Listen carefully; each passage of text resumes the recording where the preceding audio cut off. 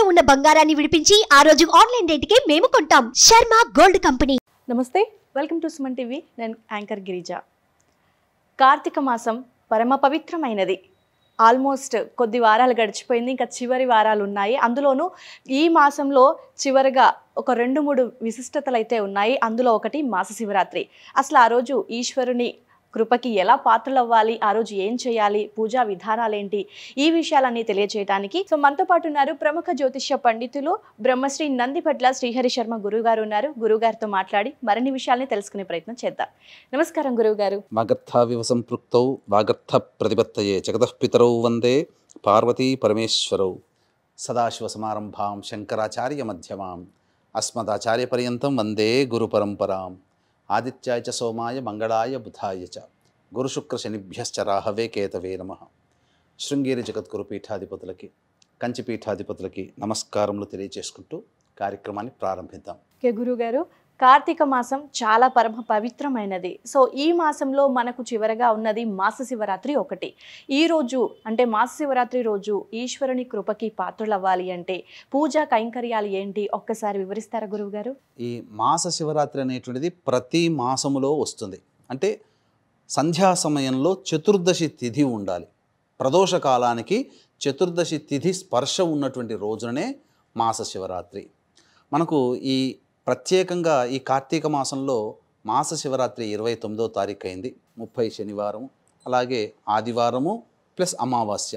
అది కూడా చాలా విశేషము. ఈ ఆదివారం అమావాస్యకు సంబంధించిన వీడియో కూడా మళ్ళీ మనం ప్రత్యేకంగా ఇంకొక వీడియోలో తెలియజేసుకుందాం. ముందుగా ఈ మాస శివరాత్రి రోజున ఈశ్వర అనుగ్రహం కోసం ఎటువంటి పరిహారాలు పాటించుకోవాలి. అయితే ఇక్కడ ఈ మాస శివరాత్రి రోజున ఉదయం 10:41 వరకు స్వాతి నక్షత్రం ఉంది, త్రయోదశి తిథి. సంధ్యాకాలానికి విశాఖ నక్షత్రము చతుర్దశి తిథి వస్తుంది. కాబట్టి ఇక్కడ గమనించాల్సిన అంశం ఏంటంటే ఈ స్వాతి నక్షత్రము త్రయోదశి తిథి ఉన్నటువంటి రోజున ఒక విధంగా అది యోగకాలం. సంధ్యా సమయానికి ఆ రోజున చతుర్దశి విశాఖ నక్షత్ర స్పర్శ ఉంది కాబట్టి మాస శివరాత్రి పర్వదినంగా జరుపుకునేటువంటిది సాయంకాల సమయంలో. కాబట్టి ఈ రోజున కనీసం వీక్షించేటువంటి సుమన్ టీవీ ప్రేక్షకులు గమనించాల్సినటువంటిది, ఉపవాసం అనేటువంటిది ప్రతి సోమవారాలు ఉంటూ వస్తున్నారు కొంతమంది. పౌర్ణమి నాడు ఉపవాసం ఉంటుంటారు. అసలు ఈ యొక్క నెల రోజుల పాటు కూడాను ఉపవాసం ఉన్నటువంటి వాళ్ళు ఉన్నారు.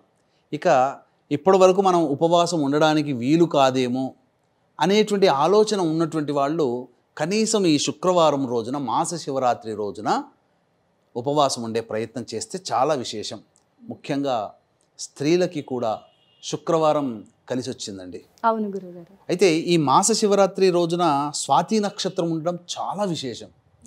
ఎందుకంటే మీకు గమనించుకున్నట్లయితే ఈ దీపావళి, నరక చతుర్దశి ఉన్నాయి చూడండి అమ్మా, ఇవి మనకు సాధారణంగా స్వాతి నక్షత్రంతో కూడుకొని వచ్చినటువంటి దీపావళి అయితే అత్యద్భుతమైనటువంటి అలభ్య పుణ్యయోగము. అది ఎన్నో కొన్ని సంవత్సరాలకి తప్ప ఆ యోగం కలిసి రాదు. స్వాతి నక్షత్రం ప్రధానంగా అంటే ఎందుకు? స్వాతి నక్షత్రానికి అధిపతి ఎవరంటే వాయువు. ఈ సమస్త ప్రాణికోటికి, మీకు, నాకు, పశుపక్షాదులకి, నీటిలో తిరిగే చేపలకి, జలచరాలకి అన్నిటికీ గాలే ప్రాణం కదా. వాయువే లేకపోతే ఈ సృష్టి లేదు. కాబట్టి ఈ సృష్టికి ప్రాణధారమైనటువంటిది, ప్రాణభూతమైనటువంటిది స్వాతి నక్షత్రానికి అధిపతి అయినటువంటి వాయువు. కాబట్టి స్వాతి నక్షత్రానికి అంతటి విశేషత ఉన్నది.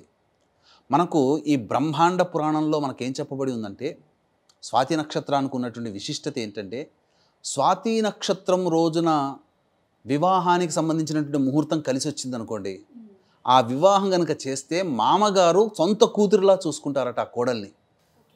అందుకే స్వాతి నక్షత్రంలో ఎక్కువగా వివాహాలు ఉంటాయి. కాబట్టి ఉన్నటువంటి దేవతా నక్షత్రాల్లో స్వాతి నక్షత్రం.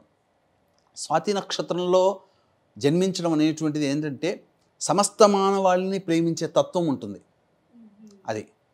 కాబట్టి ఈ స్వాతి నక్షత్రము త్రయోదశి తిథి మాస శివరాత్రి కలవడం అదొకటి. కాబట్టి ఉదయాన్నే చక్కగా ఈ ఈశ్వరుని బ్రహ్మముహూర్త కాలంలో లేచి కాలకృత్యాదులు తీర్చుకొని ఉదయం 4 గంటలకల్లా శివచిత్రపటం దగ్గర చక్కగా పూలమాల వేసి అష్టదళ పద్మం వేయాలి. ఆవునేతితో దీపారాధన చేసి శివ సహస్రనామ పారాయణం చేయాలి ఆ రోజు. శివ సహస్రనామ పారాయణం చేసి తదనంతరం ఇవన్నీ పూజాది కార్యక్రమాలు అయ్యేసరికి తెల్లవారుతుంటుంది. అంటే అరుణోదయ కాలం అని ఒకటి ఉంటుంది. అంటే ఉదయం 6:16 ఆ విధంగా సూర్యోదయం అవుతుందమ్మా. దానికంటే 2 ముహూర్తాలు అనగా 48 నిమిషాల ముందు కాలము అరుణోదయ కాలం, ఉషస్సు సమయం అని అంటారు. ఇది సర్వ విధాలుగా అన్ని రకాలుగా ఉపయోగమైనటువంటి సమయం ఏ పని ప్రారంభించడానికైనా. కాబట్టి మీరేదైతే పని ప్రారంభించాలని అనుకుంటున్నారో ఆ పనిని ఆ రోజు ఆ సమయంలో సంకల్పం చేసుకోవాలి. చేసుకొని తులసి చెట్టు దగ్గర చక్కగా అలికి మళ్ళీ అక్కడ అష్టదళ పద్మం వేసి అక్కడ ఆవునేతితో దీపారాధన చేసి విష్ణు సహస్రనామ పారాయణం అక్కడ చేయాలి.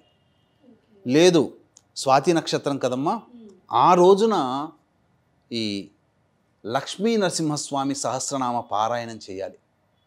చాలా విశేషం. కార్తీక మాసం త్రయోదశి స్వాతి నక్షత్రం కలిసి ఉండడం చాలా విశేషం అమ్మ. కాబట్టి ఆ రోజున ఈ లక్ష్మీ నరసింహస్వామి ఉపాసన కానీ, లేకపోతే వివాహం కాని అబ్బాయిలు అమ్మాయిలు ఉంటారు కదా, లక్ష్మీ నరసింహస్వామి కళ్యాణం జరిపించండి ఆ రోజు. చాలా విశేషం. లేదా తులసి చెట్టు దగ్గర ఆవునేతితో దీపారాధన చేసి విష్ణు సహస్రనామ పారాయణం చేసి బీజాఫలంగా దానిమ్మ పండు నైవేద్యంగా పెట్టవచ్చు. ఇంకా చాలా విశేషమైనటువంటి కార్యక్రమాలు కూడా ఆ రోజు చేసుకోవచ్చమ్మా. ఎందుకనంటే చాలా పవిత్రమైనటువంటి మాస శివరాత్రి రోజు కాబట్టి ఆ రోజంతా ఉపవాసం ఉండి సాయంకాల ప్రదోషకాల సమయానికి శివాభిషేకం చేసుకుంటే చాలా మంచిది. విశాఖ నక్షత్రము చాలా విశేషమైనటువంటి నక్షత్రము. ఈ నక్షత్రము అన్ని నక్షత్రాల్లోకెల్లా రాజైనటువంటి నక్షత్రంగా చెప్పబడింది విశాఖ నక్షత్రం. అధిపతి గురువు. పైగా ఈ మాస శివరాత్రి రోజున ప్రదోషకాల సమయానికి విశాఖ నక్షత్రం కూడా ఉంది కాబట్టి అప్పుడు శివాలయంలో ఏ విధంగా అనేటువంటిది మనం కొన్ని పరిహారాలు చేసుకోవాలి. అంటే వీక్షించేటువంటి ప్రేక్షకులకి గమనిక, ఈ ఆదివారము అమావాస్య సందర్భంగా ఈ కార్తీక మాసంతో ఎండ్ అయిపోతుంది. పోలీస్ స్వర్గము అనేటువంటిది మనకంటూ ఒకటి ఉంది. సోమవారం రోజున అవుతుంది, పాడ్యమి తిథి, మార్గశిర మాసం. కాబట్టి ఈ కార్తీక మాసం నెల రోజుల పాటు నిత్య శివ అనుగ్రహాన్ని పొందిన వాళ్ళు, అలాగే ఈ సంబంధించినటువంటి పూజాది కార్యక్రమాలు చేసుకున్న వాళ్ళకి అందరికీ కూడా పోలి అనేటువంటి మహిళకి ఏ విధంగా స్వర్గప్రాప్తి అయిందో ఈ కార్తీక మాసం నెల రోజుల పాటు చేసినటువంటి పుణ్య ఫలితం వల్ల. కాబట్టి మీరు కూడా ఎవరైనా కానీ ఈ కార్తీక మాసం నెల రోజుల పాటు పూజ చేసుకున్నటువంటి వాళ్ళు, భక్తి ప్రపత్తులతో ఉన్నవాళ్ళు, వీళ్ళందరికీ కూడా ఈ పోలీస్ వర్గం రోజున వీళ్ళ యొక్క అనగా జాతకరీత్యా కలుగు విద్య, వివాహ, ఉద్యోగ, దాంపత్య, సంతాన, అనారోగ్య సమస్యలు మరియు గోచారరీత్యా వృషభ, మిథున, కర్కాటక, సింహ, తుల, వృశ్చిక, మకర, కుంభమీన రాశిలో జన్మించిన వారికి శనిదోష పరిహారార్థమై సర్వదోష నివారణ పూజలు, హోమాలు అనేటువంటివి గోకర్ణంలో కానీ లేదా శ్రీశైల క్షేత్రంలో కానీ ఇవి చేయించడం జరుగుతుంది. అవకాశం ఉన్నవాళ్ళు పర్ హెడ్ 1500 రూపాయలకి చేయించడం జరుగుతుంది. అవకాశం ఉన్నవాళ్ళు కార్యక్రమ తదనంతరం కాంటాక్ట్ చేసి పూర్తి వివరాలు తెలుసుకోవచ్చు. ఇక ప్రదోషకాల సమయంలో అనగా సాయంత్రం 5:36-37 సూర్యాస్తమయం అయిపోతుందమ్మా. సూర్యాస్తమయం కంటే మళ్ళీ 48 నిమిషాల ముందు కాలం నుంచి ప్రదోషకాలం ప్రారంభమవుతుంది. కాబట్టి సుమారు 4:50 అనగా 4 గంటలకల్లా కాలకృత్యాదులు తీర్చుకొని శివాలయానికి చేరుకొని ముందుగా నవగ్రహాల చుట్టూ శివాయ నమః అంటూ 27 ప్రదక్షిణలు చేసి, అవకాశం ఉండి ఉంటే శివాలయం బయట ఒక శివలింగం పెడతారు ఎవరైనా కానీ, అక్కడ పంచామృతాలతో ఈశ్వరునికి అభిషేకం జరిపించి గర్భాలయంలో చక్కగా అవకాశం గర్భాలయంలో ఉంటే అవకాశం గర్భాలయంలో చేయవచ్చు. లేదు బయట అంతరాలయం కాకుండా బహిర్ ఆలయంలో చేసుకోవచ్చు అభిషేకం. తదనంతరం గర్భాలయంలో మారేడు దళములతో కనుక ఈశ్వరునికి అర్చన జరిపించుకుంటే మహాప్రీతి పొందుతాడు. ఈ నెల రోజుల పాటు చేయలేకపోయానయ్యా, కనీసం మాస శివరాత్రి రోజునైనా కానీ నిన్ను సేవించుకునే భాగ్యం నాకు కలిగింది అని చెప్పి మనసారా మనసులో సంకల్పం చేసుకుని ఏ మానవుడైతే ఈ కార్తీక మాస శివరాత్రి రోజున ఈ యొక్క చెప్పిన విధంగా పరిహారాలు పాటించుకుంటాడో తప్పకుండా వాళ్ళకి ఈశ్వర అనుగ్రహం కలుగుతుంది. అంతేకాకుండా చాలామందికి అనేక సందర్భాల్లో కార్తీక మాసం అంటేనే దీపారాధన, ఒత్తులు 360 అంటుంటారు. కానీ వాస్తవానికి 365 ఒత్తులు కాదమ్మా, 360 + 360. ఎందుకనంటే మనకు ఈ యొక్క తెలుగు మాసంలో నెలకి 30 రోజులు మాత్రమే. 12 మాసములు అన్నప్పుడు 12 × 30 360. ఇంగ్లీష్ గ్రెగోరియన్ క్యాలెండర్ ప్రకారం 365 రోజులు. కాబట్టి 365 పెట్టడం మన సాంప్రదాయం.